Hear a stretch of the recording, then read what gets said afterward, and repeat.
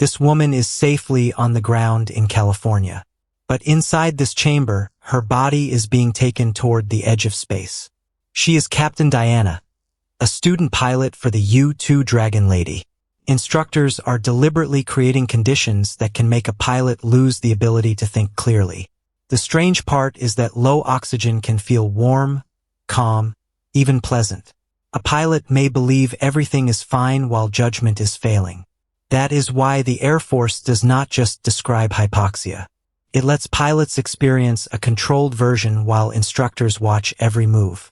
This is training for an emergency whose first warning can be false confidence. The air still contains oxygen. The problem is pressure. As altitude rises, pressure falls, so every breath delivers fewer oxygen molecules to the blood. Vision can narrow. Reaction time grows longer. Simple arithmetic becomes hard. Symptoms differ between people. The Federal Aviation Administration calls the remaining window the time of useful consciousness, when a pilot can still perform critical tasks.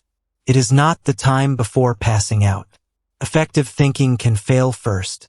At 24,000 feet, the FAA says that useful window is less than 5 minutes. After rapid decompression above 30,000 feet, it may shrink to 1/2 or even 1/3 of the normal estimate.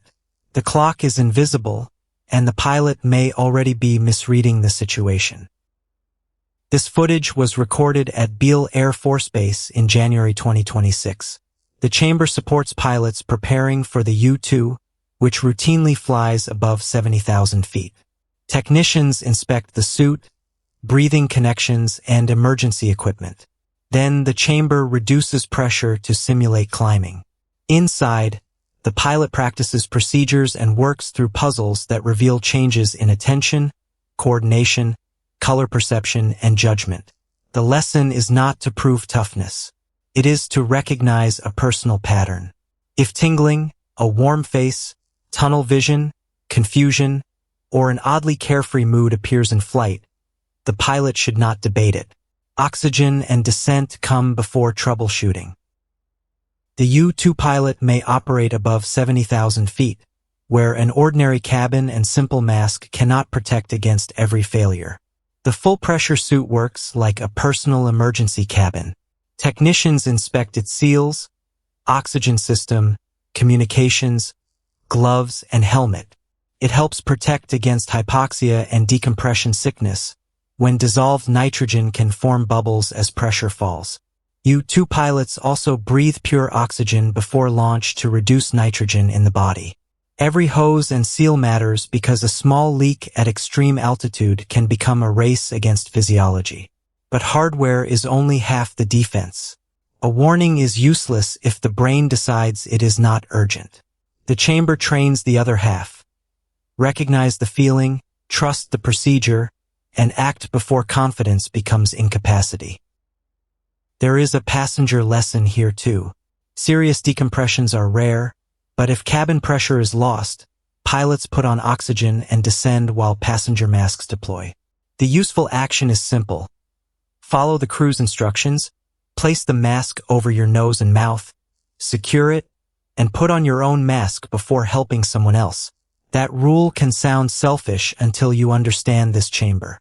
You cannot reliably help another person after your own judgment and coordination begin to disappear. Do not wait to feel short of breath, and do not remove the mask because you feel calm. Follow the safety demonstration for the aircraft you are on. The goal is to preserve enough clear thinking for the crew to complete the descent. Look again at the pilot in yellow. There is no visible poison. The danger is ordinary air at the wrong pressure, plus a brain becoming less able to recognize its own decline. A trainee learns a personal signature.